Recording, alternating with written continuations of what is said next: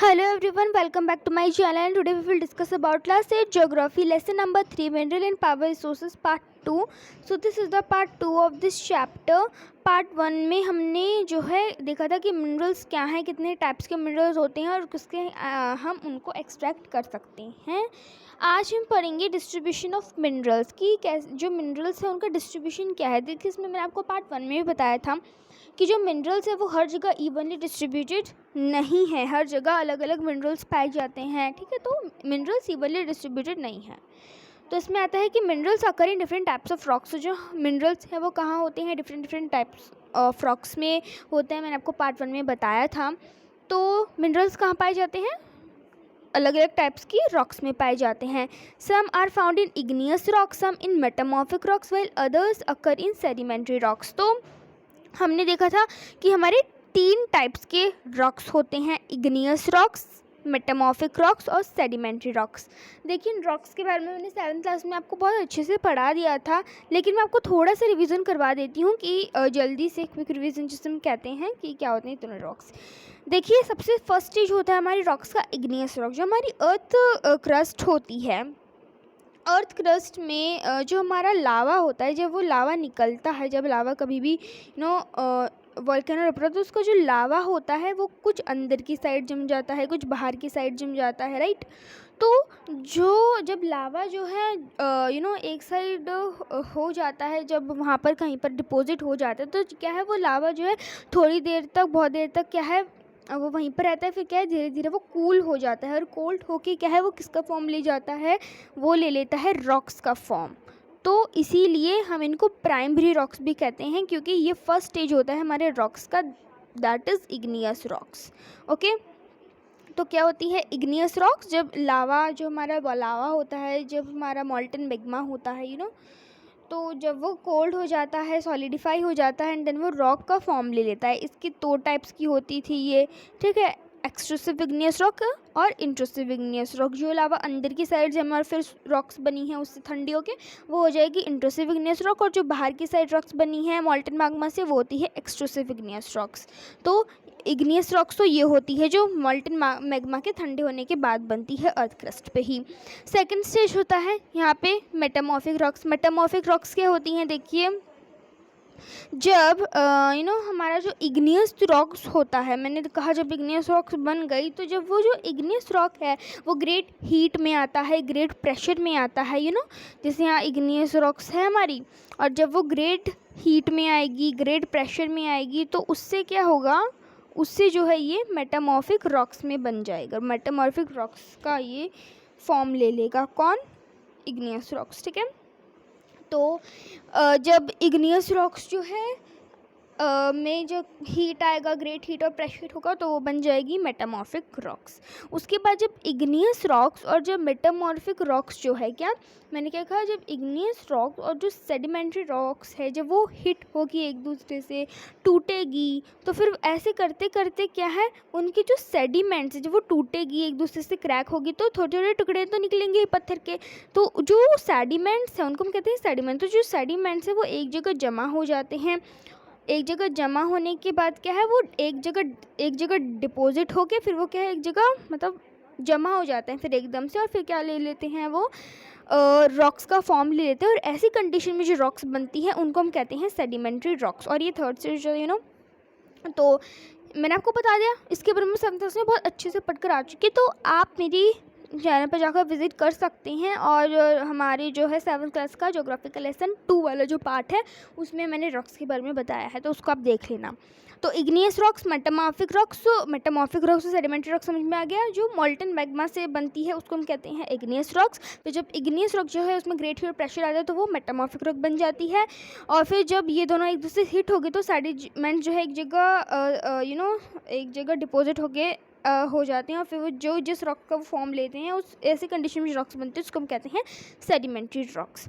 तो यहाँ पे हम क्या देख रहे थे कि जो मिनरल्स हैं वो कुछ मिनरल्स इग्नियस रॉक्स में पाए जाते हैं, कुछ मिनरल्स मेटामॉर्फिक रॉक्स में पाई जाती हैं, और कुछ मिनरल्स सेडिमेंट्री रॉक्स में पाए जाते हैं. ओके, तो generally metallic minerals are found in igneous and metamorphic rock formation that form large plateaus. तो हमने क्या पढ़ा था, टाइप्स ऑफ मिनरल्स पढ़ा था हमने फर्स्ट पार्ट में कि मिनरल्स जो हैं क्या होते हैं मिनरल्स? मिनरल्स दो टाइप के होते हैं, मेटेलिक मिनरल्स जिनमें मेटल कंटेंट होते हैं रॉ फॉर्म में, और नॉन मेटेलिक मिनरल्स में मेटल कंटेंट नहीं होता है। इसका एग्जांपल हमने क्या देखा था मेटेलिक मिनरल्स का? आयरन और बॉक्साइट और मैग्नीज, राइट।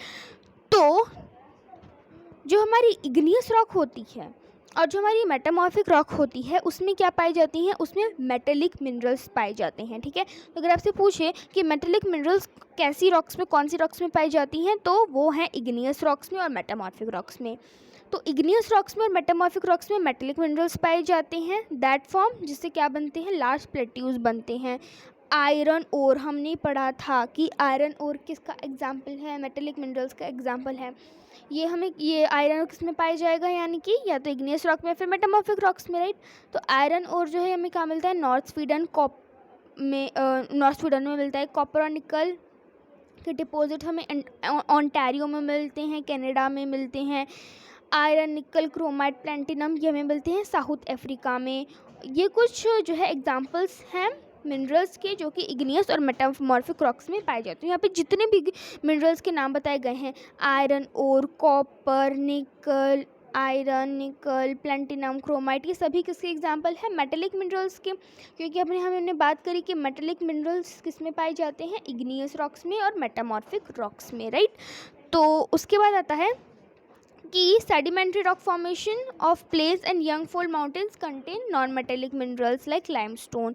तो नॉन मेटेलिक मिनरल्स जिनमें मेटल कंटेन नहीं होते हैं। नॉन मेटेलिक मिनरल्स कौन से रॉक्स में पाए जाते हैं? सेडिमेंट्री रॉक्स में पाए जाते हैं। जैसे कि लाइमस्टोन में पढ़ा था, लाइमस्टोन क्या है? उसमें मेटल कंटेन नहीं होता है, इसलिए वो नॉन मेटेलिक मिनरल है। तो सेडिमेंट्री रॉक्स में नॉन मेटेलिक मिनरल्स पाए जाते हैं, okay.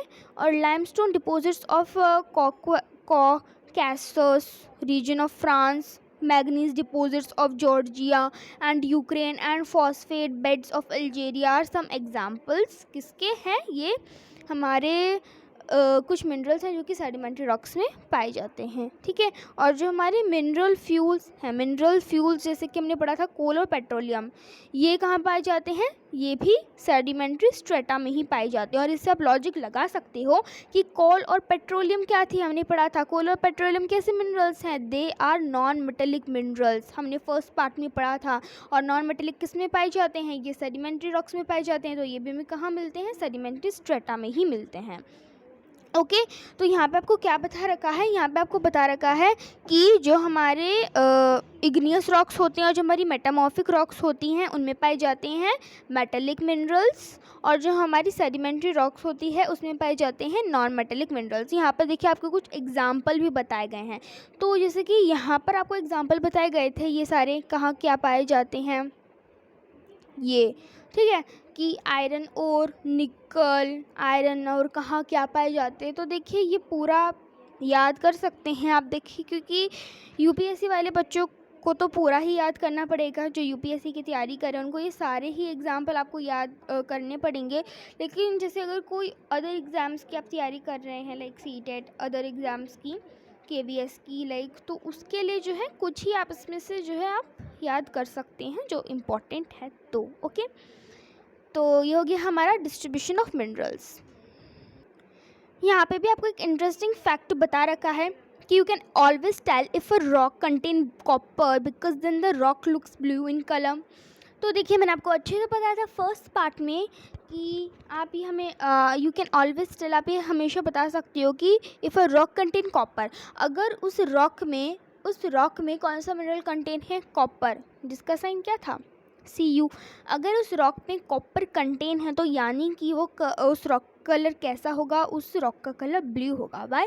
Because copper is blue in colour. और हम इसको कैसे, इस मिनरल को आइडेंटिफाई करे हैं?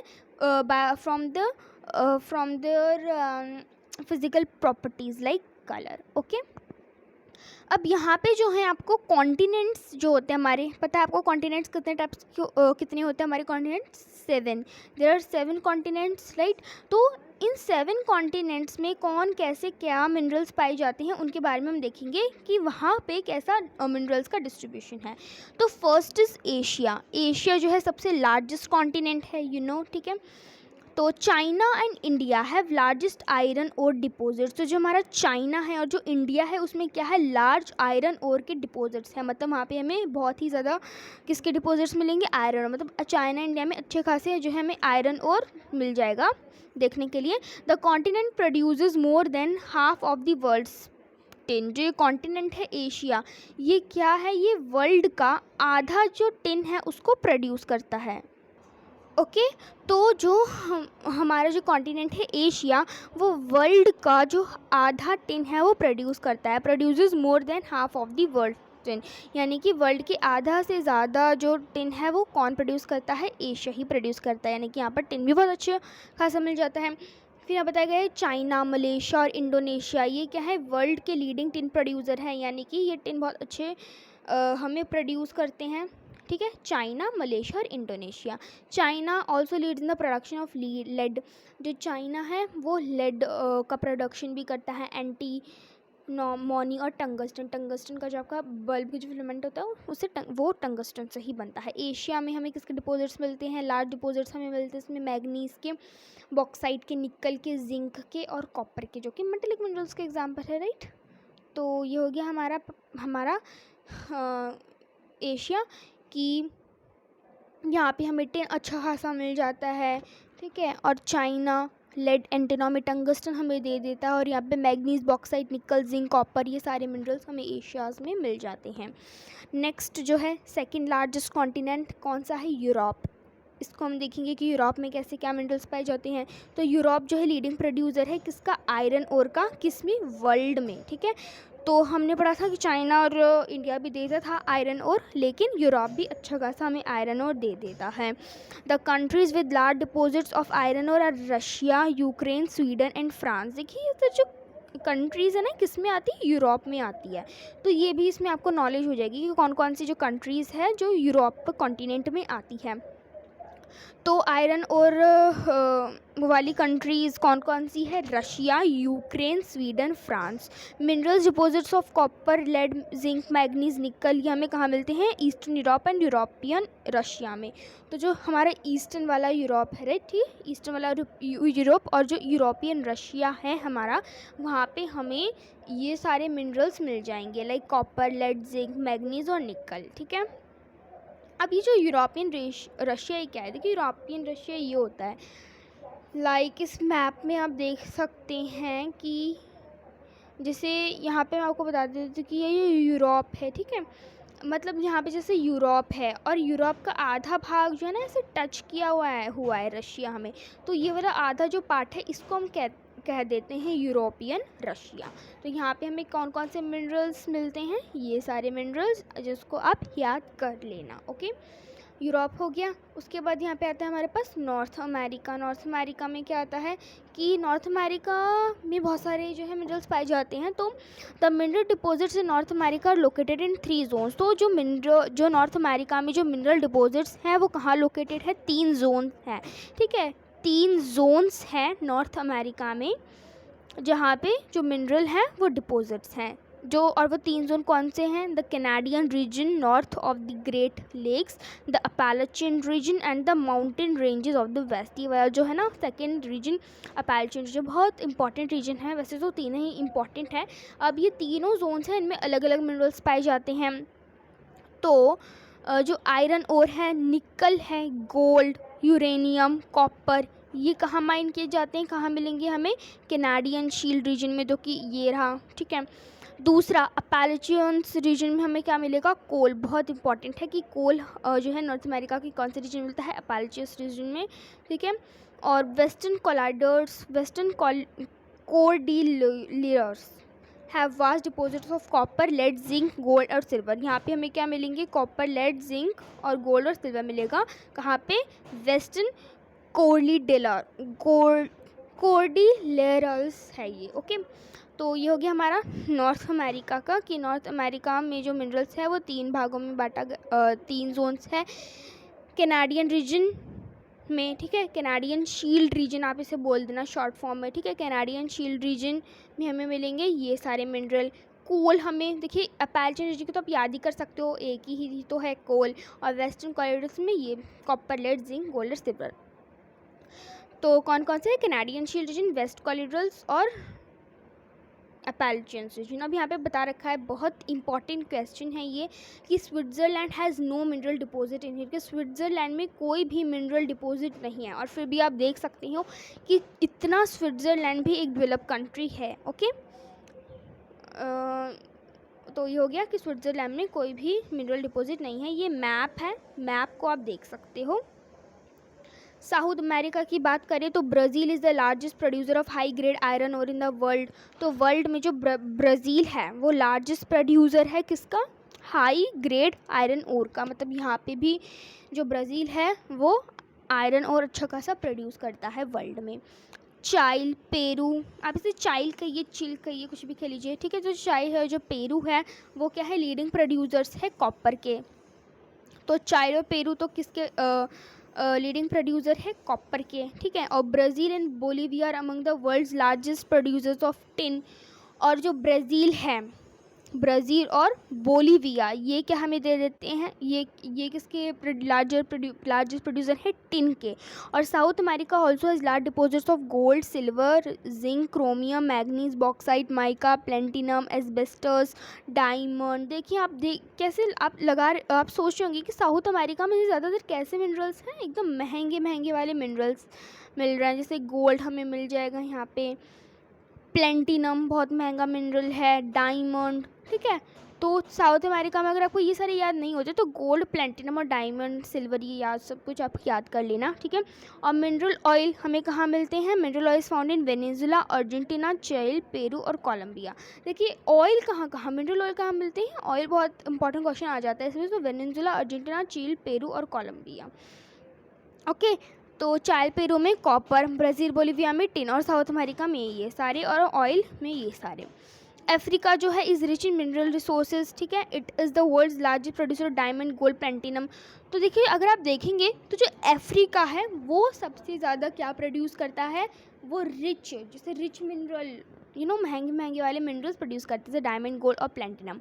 साउथ अफ्रीका, जिम्बाब्वे और जायरे, ये क्या करते हैं, ये प्रोड्यूस करते हैं large portion of the world's gold. ये बहुत इंपॉर्टेंट क्वेश्चन है कि गोल्ड जो है, वर्ल्ड्स का गोल्ड जो है हमारा, ठीक है, गोल्ड, ये कौन हमें प्रोड्यूस करता है लार्ज पोर्शन में, अफ्रीका, जिम्बाब्वे, जायरे और साउथ अफ्रीका भी, ठीक है।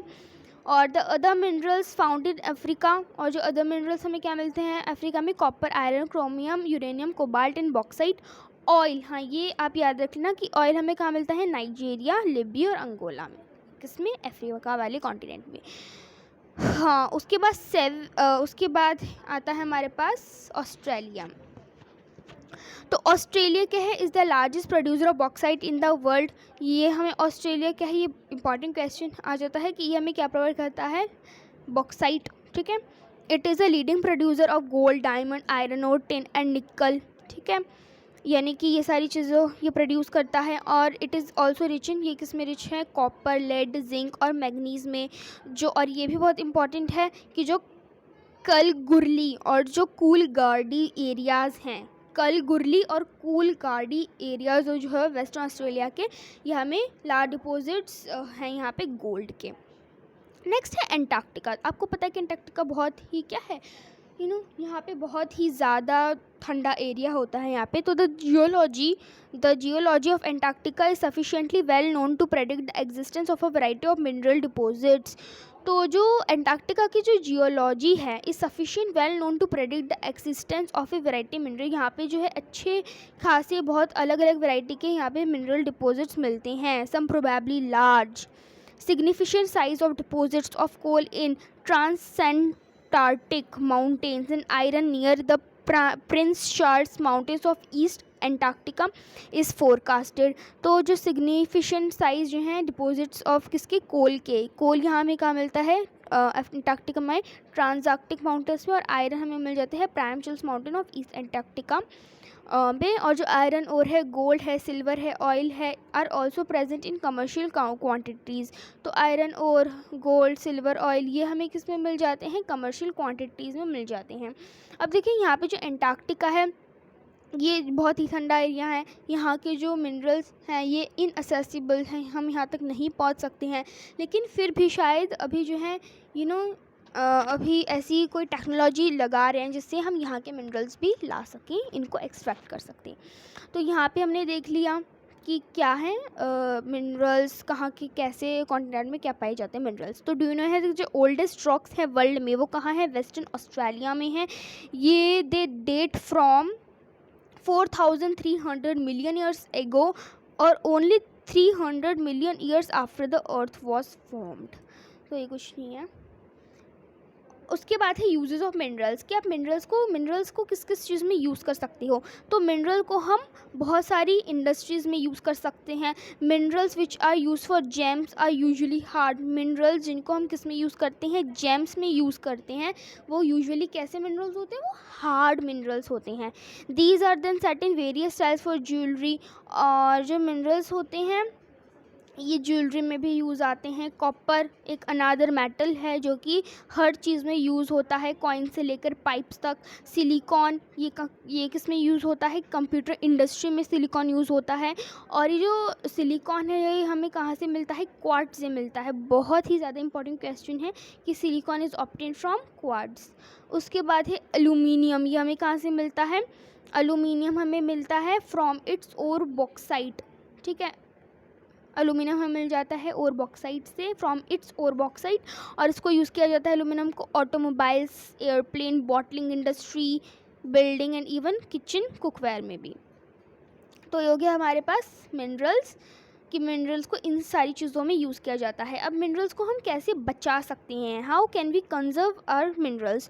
तो minerals are a non renewable resource. आपको पता है कि मिनरल्स एक नॉन रिन्यूएबल रिसोर्स है। नॉन रिन्यूएबल रिसोर्स हमने चैप्टर 1 में पढ़ा था, जो कि जल्दी से रिन्यू नहीं होते, जल्दी से बनकर नहीं आते हैं। इनको थाउजेंड्स ऑफ ईयर्स लगते हैं। अगर एक बार ये ख़त्म हो गए तो they take thousands of years to उनको बनने में लगते हैं, थाउजेंड्स ऑफ ईयर्स। तो मिनरल क्या है? नॉन रिन्यूएबल रिसोर्स है। It take thousands of years for the formation and concentration of mineral को बनने में हज़ारों साल लगती हैं। ठीक है। The rate of formation is much smaller than the rate at which the humans consume these mineral. देखिए जो मिनरल्स का फॉर्मेशन है, मतलब मिनरल्स का जो रेट ऑफ फॉर्मेशन है वो बहुत ही ज़्यादा स्मॉलर है। किससे? जिससे जो हम लोग हैं, जो ह्यूमंस उसको कंज्यूम करें, यानी हम जैसे मिनरल्स को कंज्यूम कर रहे हैं उससे कम तो मिनरल्स बन ही रहे हैं। इसीलिए नेसेसरी है कि आप जो है it is necessary to reduce wastage in the process of mining. की जब माइनिंग क्या होती है? जब आप अर्थ सरफेस से क्या निकालते हैं? रॉक्स, और अर्थ सरफेस के नीचे रॉक्स उससे मिनरल्स निकालते हैं। तो जब आप माइनिंग कर रहे होते हैं तो ये नेसेसरी है कि आप जो है कम से कम मिनरल्स निकालें, वेस्टेज ना करें। ठीक है, माइनिंग के प्रोसेस में मेटल्स को रिसाइकलिंग करें। ये भी एक अनदर वे है जिससे जो है आप मिनरल रिसोर्सेज को कंजर्व कर सकते हैं। ओके, तो ये देख सकते हैं आप, रीयूज़ करो, रिड्यूस करो, किसको? रिसाइकिल करो, किसको? मिनरल्स को। थिंक एंड एक्ट, सोचो और करो। और ये जो यहाँ से है पावर रिसोर्सेज को हम करेंगे अपने नेक्स्ट पार्ट में, पार्ट 3 में। और इस पार्ट में हमने देखा डिस्ट्रीब्यूशन ऑफ मिनरल्स क्या है, कहाँ पे क्या पाया जाता है। और यहाँ पे जो हमारा पार्ट 2 है वो ख़त्म हो गया है। अगर आपको अच्छा लगा तो लाइक करिए, चैनल को सब्सक्राइब करें, अपने फ्रेंड्स के साथ भी शेयर करिए। Thank you.